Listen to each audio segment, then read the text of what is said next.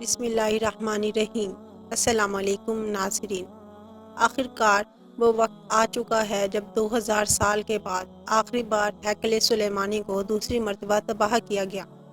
ناظرین، آخر کار اسرائیل کے اندر لال بچیا کی قربانی اپریل کے مہینے میں کیے جانے کے لیے بالکل تیار ہے۔ وہ قربانی جس کے بعد مسجد اقصی کو شہید کرنے کے بعد تیسری مرتبہ ہیکل سلیمانی کو تعمیر کیا جائے گا۔ مقبوضہ مغربی کنارے میں ایک پہاڑ کی چوٹی پر 5 سرخ گائیں چارہ کھا رہی ہیں۔ ان کے ارد گرد اسرائیلیوں کا ایک گروپ پر امید نظریں جمائے کھڑا ہے۔ اگر سب کچھ منصوبہ بندی کے مطابق ہوتا ہے تو یہودی عقیدے کے مطابق یہ گائیں دنیا کے خاتمے کا اعلان کر سکتی ہیں۔ یہودی روایت کہتی ہے کہ ایک بالکل سرخ گائے کی راکھ اس پاکیزگی کے لیے درکار ہے جس سے مسجد الاقصی کے مقام پر تیسرا ہیکل سلیمانی یہودی عبادت گاہ تعمیر کرنے کی شرط پوری ہو جائے گی۔ اس کے بعد خیر و شر کا آخری معرکہ ہوگا اور دنیا کا خاتمہ ہو جائے گا۔ ناظرین، دراصل اس روایت کے پیچھے ناپاک صہیونی سازش کا منصوبہ چھپا ہے جو مسلمانوں کے قبلہ اول مسجد اقصی کی جگہ یہودی عبادت گاہ تعمیر کرنے سے متعلق ہے۔ انتہا پسند یہودی گروپوں کا کہنا ہے کہ یہ ہیکل مقبوضہ بیت المقدس میں بلند سطح مرتفع پر تعمیر کیا جانا چاہیے، جہاں مسجد اقصی اور گنبد صخرہ موجود ہے۔ کچھ کا خیال ہے کہ اس مقام پر تیسری یہودی معبد کی تعمیر مسیحا کی آمد کا اعلان ہوگا۔ کچھ روز قبل فلسطینی شہر نابلس کے قریب ایک غیر قانونی اسرائیلی بستی شیلو کے مضافات میں چند درجن اسرائیلی ایک کانفرنس میں جمع ہوئے تاکہ سرخ گائے کی مذہبی اہمیت پر تبادلہ خیال کیا جا سکے۔ یہ یہودی تاریخ کے لیے ایک نیا لمحہ ہے۔ وہ مسجد اقصی کی جگہ تیسرے ہیکل کی تعمیر سے متعلق اپنے درینہ خواب کو عملی جامہ پہنانے کے لیے تیار ہے۔ تیسری یہودی عبادت گاہ کی تعمیر کے لیے قائم کردہ تھرڈ ٹیمپل کمیونٹی کے ارکان ٹیمپل انسٹیٹیوٹ کی قیادت میں، جس نے اس کانفرنس کا انعقاد کیا، برسوں سے ایک سرخ گائے کو تلاش کر رہے ہیں جو ان کے بقول تورات میں بیان کردہ خصوصیات کی حامل ہوگی۔ ایک ایسی سرخی مائل بھوری گائے جس پر کسی اور کا رنگ کا ایک دھبا بھی نہ ہو، حتیٰ کہ اس کا ایک بال تک سفید یا سیاہ نہیں ہونا چاہیے، جس نے نہ کبھی ہل میں جوتا گیا ہو اور نہ ہی کوئی کام لیا گیا ہو۔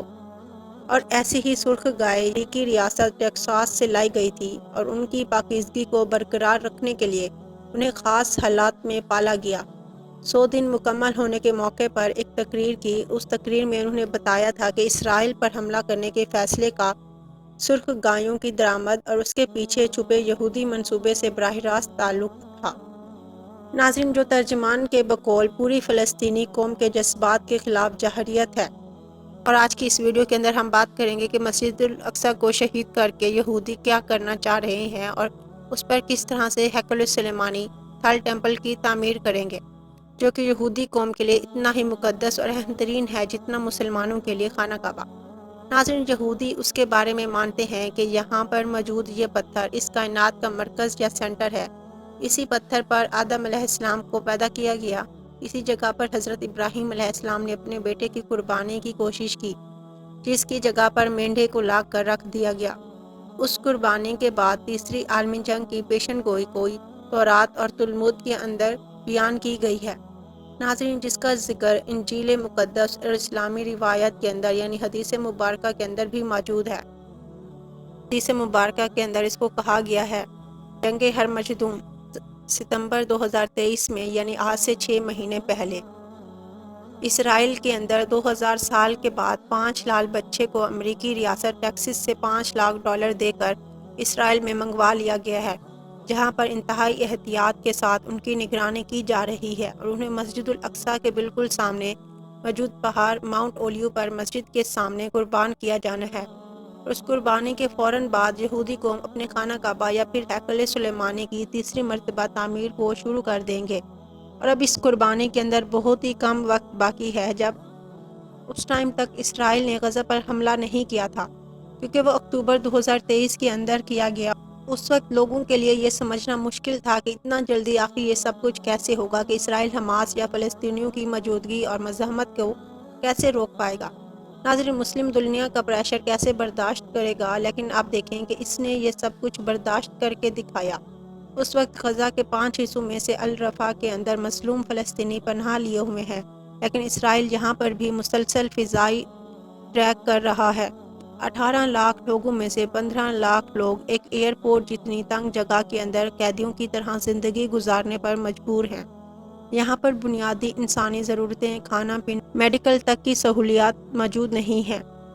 امریکہ نے اسرائیل کو وارن کیا ہے کہ جیسے وہ پہلے پر حملے کے اندر اسرائیل کی مالی اور اسلحے کے ذریعے مدد کر رہا تھا، رفح پر حملے کے لیے بالکل نہیں کرے گا۔ ناظرین، کیونکہ اب فلسطینیوں کے پاس کہیں اور جانے کا راستہ نہیں ہے، وہ ایک بند گلی کے اندر پہنچ چکے ہیں۔ ایک طرف مصر اپنا بارڈر نہیں کھول رہا تو دوسری طرف سمندر ہے، تو باقی دونوں طرف سے اسرائیلی فوجیں ان کو گھیرے ہوئے ہیں۔ لہٰذا اب کی بار الرفح پر یہ حملہ دراصل فلسطینیوں کی نسل کشی ہوگی، نہ کہ جنگ۔ لیکن اسرائیل نے واضح طور پر یہ کہا ہے کہ چاہے امریکہ اس حملے کے اندر اس کی مدد کرے یا نہ کرے، لیکن وہ پھر بھی الرفح کو مکمل طور پر تباہ کر کے فلسطینیوں کا وجود ہی اس سرزمین سے ہمیشہ کے لیے مٹا دے گا، ورنہ یہ لوگ اپنی جان بچا کر خود ہی یہاں سے بھاگ جائیں۔ اب آپ لوگ خود سمجھ سکتے ہیں کہ اسرائیل ایسا کیوں کر رہا ہے۔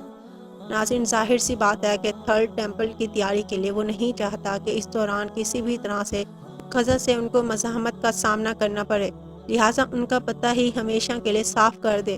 دوسری طرف وہ مسلمان امت کی نفس کو بھی دیکھ چکا ہے کہ ان جیسے بے حس بغیرت حکمران موجود ہوں تو اسے زیادہ سوچنے کی ضرورت ہی نہیں ہے، جنہوں نے اپنے مسلمان بھائیوں، عورتوں، بچوں کو اسرائیلی فوج کے رحم و کرم پر چھوڑ دیا ہے۔ یہاں تک کہ خود سعودی عربیہ یمن کے حوثی باغیوں کی طرف سے اسرائیل کی شپس کے لیے سوئس کنال کا راستہ بند کرنے کے بعد سے اسرائیلی آرمی کو یہ آئل بائی روڈ یا تیل پہنچا رہا ہے، اور یہی وہ تیل ہے ناظرین جو کہ اسرائیلی جہازوں کے اندر غزہ پر بمباری کے لیے استعمال ہوتا ہے یا پھر ان کے ٹینکوں کے اندر استعمال ہوتا ہے۔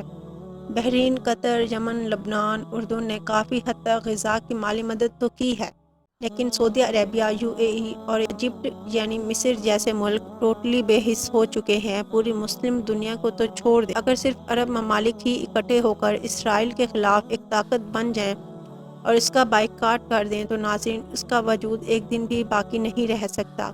مگر افسوس کہ یہ عجمی مسلمان ہیں، عربی نہیں، کیونکہ عربی مسلمان تب ہی ختم ہو گئے تھے جب ان سے سلطنت عثمانیہ نے بادشاہ چھینی تھی، جیسا کہ اللہ نے قرآن کریم کے اندر فرمایا تھا، جس کا مفہوم ہے کہ اگر تم اس فرمان کو پیٹ دکھاؤ گے جو تمہیں بھیجا گیا تھا یعنی قرآن کریم، تو تمہیں ہٹا کر کسی اور قوم کو لے آئیں گے جو کہ اللہ کی فرمان بردار ہوگی۔ عربوں سے پہلے بنی اسرائیل قوم اللہ کی لاڈلی امت تھی، اور اس نے بھی اللہ کے پیغام کو، عرب نے بھی بالکل اسی طرح سے اللہ کے قرآن یعنی اللہ کے پیغام کو پیٹ دکھائی تو ان سے دنیا کی خلافت کو چھین کر سلطنت عثمانیہ کے حوالے کر دی گئی۔ ناظرین، اب اس لال بچے کی قربانی کے بعد تیسری عالمی جنگ کی پیشن گوئیوں اور پھر دجال کے ظہور کی پیشن گوئی عالمی کتابوں کے اندر قیامت کی آخری نشانی کے طور پر موجود ہے۔